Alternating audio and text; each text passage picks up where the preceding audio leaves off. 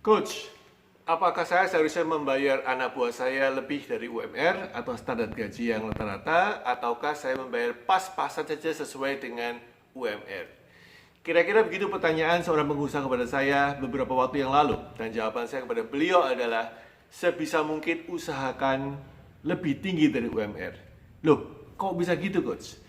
Ada 6 alasan yang saya akan bahas hari ini kenapa kita sebaiknya membayar gaji anak buah lebih tinggi dari rata-rata industri yang di perusahaan Anda. Welcome to my channel, my friend. This is hari Selasa, kita waktunya bicara tentang money. Ya, kita bicara tentang uang, tentang financial decision. Mari kita mulai.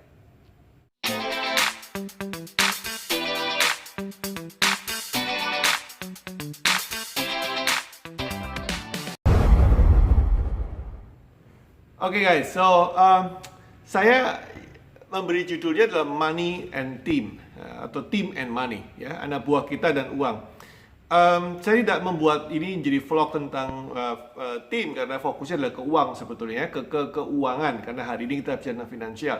Kenapa tidak saya bicara tentang tim dan salary? Karena salary ini sangat terlalu kecil skopnya. Anda menganggap salary ini sebagai faktor biaya di dalam accounting, di dalam bisnis Anda, gaji itu beban perusahaan. Sedangkan uang itu netral. Uang itu sesuatu yang bersifat Anda bisa dapat atau Anda bisa keluarkan. Nah, ini yang saya bilang wisdom yang jarang orang paham. Money dan tim ini harusnya setara. Kalau kita bilang money atau tim dan gaji, maka yang muncul adalah tim itu adalah beban. Tapi kalau team and money dan team and money itu link di dalam mindset kita, dalam benak kita, berhubungan dengan sehat, maka Anda melihat tim Anda sebagai bagian dari menghasilkan uang untuk perusahaan. Itu kenapa saya memilih hari ini, hari Selasa tentang keuangan. Kita bicara sedikit tentang tim, tapi lebih tepatnya dari sisi keuangan. Oke, kembali ke pertanyaan pengusaha tadi. Apakah seharusnya membayar gaji lebih tinggi atau tidak? Saya jawab ada 6 alasan kenapa Anda harus wajib sebaiknya membayar lebih tinggi. Yang pertama, ya. Oh, by the way, sebelumnya kita barusan lewat May Day kan, tanggal 1 Mei, Hari Buruh Internasional. Biasanya kan ribut-ribut ya, tapi karena kondisi seperti ini mungkin agak sedikit tidak rame-rame tentang UMR dan segala macam. Tapi poin saya adalah tetap walaupun kondisi yang sulit seperti ini, Anda mesti planningkan dong. Planningkan bagaimana setelah lewat dari pandemi ini kita memiliki tim yang lebih hebat. Ya, kita memiliki tim yang lebih produktif, lebih berkualitas, dan lebih menghasilkan uang untuk Anda. Oke, ada 6 alasan kenapa saya sarankan Anda membayar tim Anda lebih mahal daripada UMR atau di level yang sama sesuai dengan pangkat, derajat, job desk-nya dibanding industri yang sama pula. Yang pertama adalah talenta atau talent di luar sana itu nggak banyak.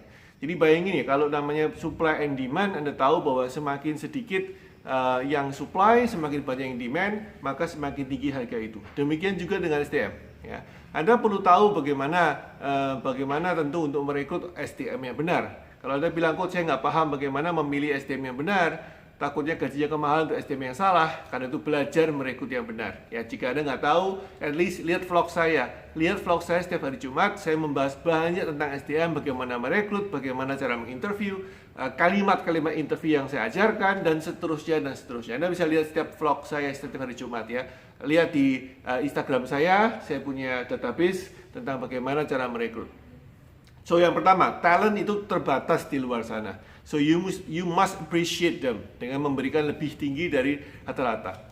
Yang kedua, alasan kedua, jika anak buah atau tim Anda digaji lebih tinggi dari rata-rata, maka otomatis Anda berhak menuntut, tanda kutip, dengan baik bahwa mereka menghasilkan untuk perusahaan Anda juga baik. Ya, tentu ya, jika Anda mengatakan, oke, kamu saya gaji lebih tinggi, tapi saya minta kamu berikan output yang baik untuk perusahaan saya. Mereka akan lebih mudah mengatakan yes. Bahkan mungkin malah nggak hitungan, ya, mungkin malah mereka nggak terlalu perhitungan karena mereka tahu mereka ada di tempat yang menghargai mereka.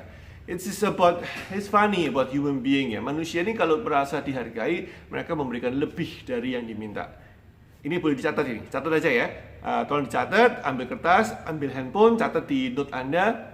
Jika manusia merasa diapresiasi, mereka memberikan lebih dari yang dituntut. Nah, ini penting, oke?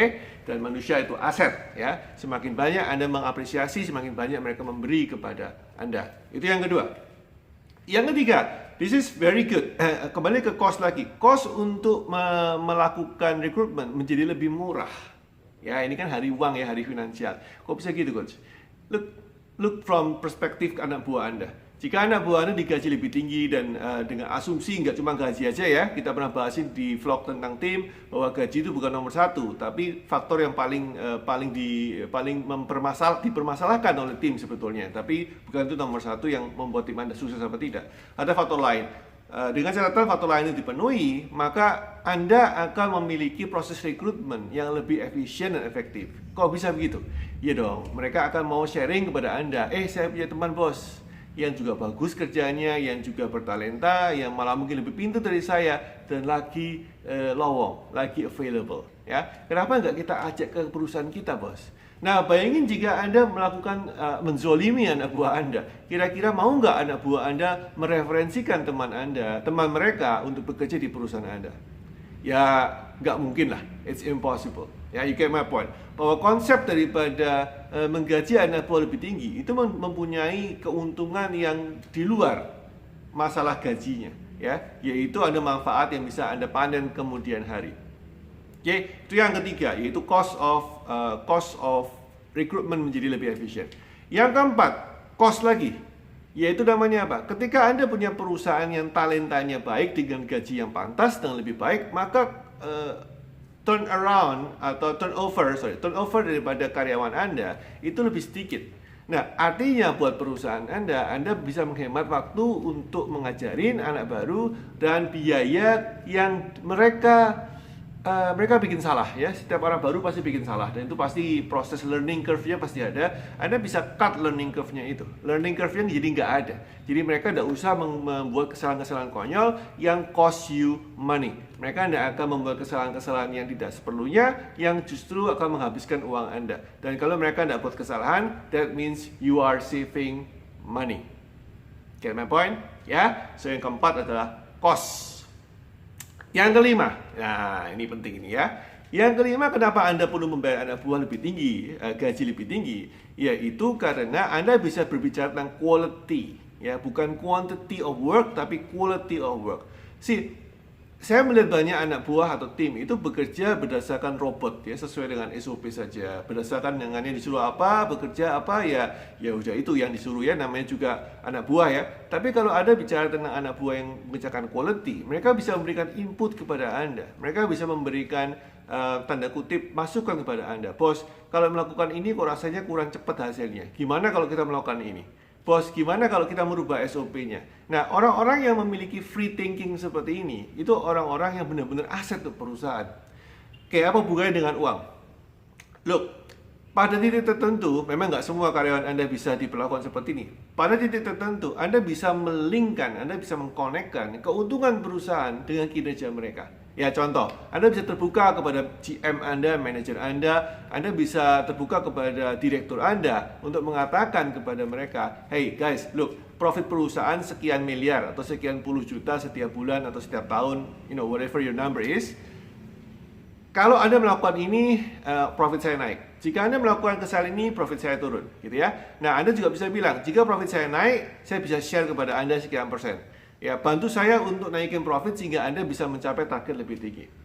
The goal adalah mencapai kemakmuran bersama, dan anak-anak tim Anda yang benar-benar sudah paham ini dan quality work yang diperlukan, mereka akan excited, mereka akan fired up ya. Fired up itu berapi-api, akan fokus untuk membuat Anda lebih sukses dan lebih makmur. Karena apa? Membuat perusahaan makmur sama dengan membuat dia makmur.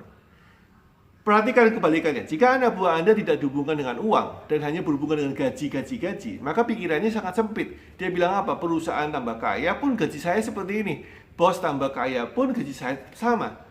Ya, jadi ini adalah sesuatu kesalahpahaman dilurusin. Jadi bukan bicara tentang gaji, tapi bicara masalah uang. Tim itu sama dengan uang. Tinggal Anda persepsinya, tim itu banyak ngeluarin uang, apa tim itu banyak menghasilkan uang. Ya, that's your perception. Ini kenapa vlog saya buat di hari Selasa, kita bicara tentang keuangan. Alright, so itu yang nomor 5. And finally penutupnya nomor 6, penutupnya nomor 6. This is what I like. Banyak orang bilang, Coach, kalau saya menggaji anak buah lebih tinggi, bukankah pengeluaran perusahaan boros? Sekali lagi ya, dengan konsep yang gaji tadi yang saya luruskan. Tapi oke lah, fine, I follow you. Oke, betul kan logikanya, kalau gaji Anda lebih besar, maka beban perusahaan lebih tinggi. Pertanyaan saya adalah, kenapa kok Anda hanya fokus ke satu gaji? Kenapa tidak ada fokus ke total gaji saja, semuanya? Artinya apa? Mungkin nggak anak buah Anda tidak perlu sebanyak itu jika masing-masing anak buah bisa mengerjakan lebih banyak dari yang standar mereka. Saya ulangi lagi, mungkinkah anak buah Anda tidak perlu sebanyak itu sehingga fewer people, lebih sedikit orang mengerjakan lebih banyak pekerjaan. Otomatis sebetulnya total cost Anda itu bahkan bisa sama atau lebih sedikit lebih kurang dibandingkan Anda harus merekrut orang dengan gaji yang di bawah UMR atau di bawah standar yang harus banyak orang melakukan. Do you get my point? Bisa paham ya? Jadi jumlah anak buah Anda mungkin tidak sebanyak yang perlu Anda lakukan, tidak sebanyak yang perlu Anda perlukan, yang Anda perlu jika anak buah Anda berkualitas semua. Dan ini berarti total cost Anda sebetulnya nggak sebanyak yang Anda bayangkan. Jika Anda berpikir dengan konsep makro seperti ini, maka team and money itu masuk akal, klop, make sense untuk kita. Ya, pengusaha kan suka uang kan? So, hari ini is a little reminder, sedikit pengingat, wake up call bahwa tim Anda itu uang. Jangan hubungkan tim Anda dengan gaji. Jangan melihat tim Anda sebagai beban perusahaan, tapi melihat sebagai aset yang menghasilkan uang. Bagaimana coach cara merekrut? Lihat vlog saya hari Jumat. Sudah banyak saya membahas tentang rekrutmen, sudah 2-3 kali saya bahas. Lihat setiap hari Jumat dan pelajari bagaimana merekrut yang benar supaya tidak menggaji orang yang salah tentunya. Semoga ini bermanfaat guys. I see you tomorrow. Stay safe, stay healthy. Bye bye. Boom.